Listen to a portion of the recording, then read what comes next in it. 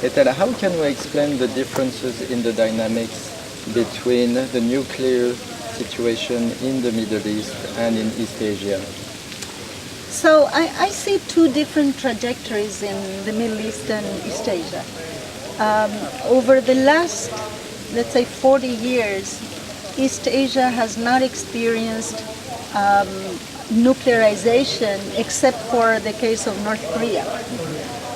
In the Middle East, there have been several cases of either attempts or pursuits of nuclear weapons in different instances. And the way I look at it is the difference between the typical model of regime survival in East Asia as opposed to the model of regime survival in the Middle East. In East Asia, beginning in the late 60s, 70s, there has been this turn towards economic growth via integration in the global economy. And that has proved very successful. It really has propelled East Asia into the 21st century. Whereas in the Middle East, and this is a political economy model of regime survival, right? Staying in power or gaining power as a function of economic success, again, through integration into the global economy, and it has proven very successful in East Asia. Whereas in the Middle East, you have the other ideal typical model of regime survival, which is not geared to integration in the global economy, but rather to models of import substitution, industrialization, nationalism, military-industrial complexes, excessive military expenditures, and issues that don't really enable Middle East, the model regime in the Middle East to transcend these patterns into 21st century stages. So I see that as a very dividing experience that has led to regions where initial conditions were very similar 40 years ago into dramatically different outcomes in the 21st century. If we apply your explanation to the situation today in Iran, the West should push Iran to internationalize, to integrate in the global economy. On the contrary, the West applies sanctions. It forces the Iranian economy to be heavily dependent on the military, on the survival of that regime. So are we heading in the wrong direction, or can we move out of?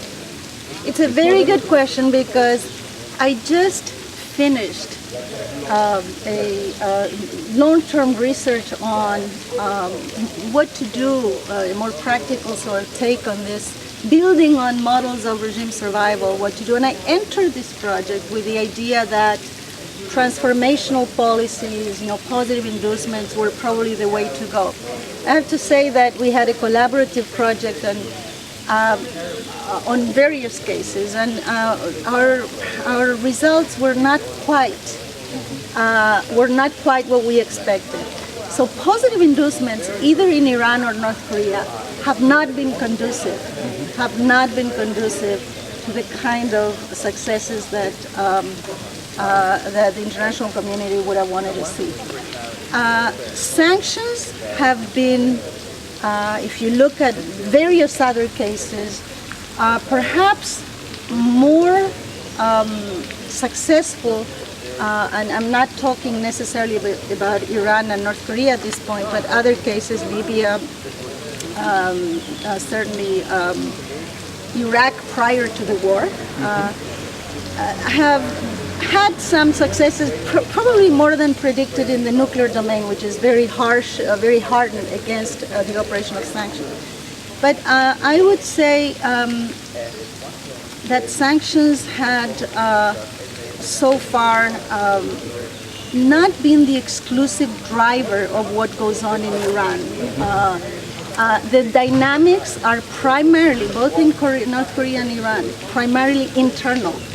The collapse of the economy in Iran has only marginally to do with sanctions. It has to do with a collapsed model of economic organization that Iran has undertaken in the last 30 or 40 years.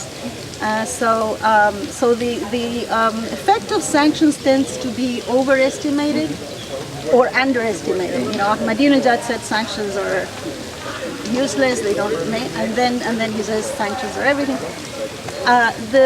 The crucial analytical question for scholars is really to disentangle the effect of domestic drivers, models of political survival, from the effect of sanctions, because in some ways they're both mutually reinforcing, but the primary dynamic is what kind of models leaders use to gain and retain power.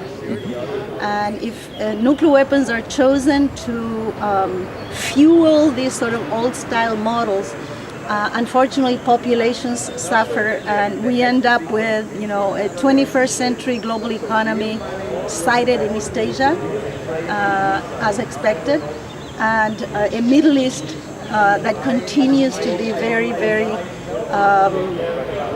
hardened against the kind of change that would be required to satisfy all the expectations that the Arab Spring and ancillary movements are rightfully, geared to.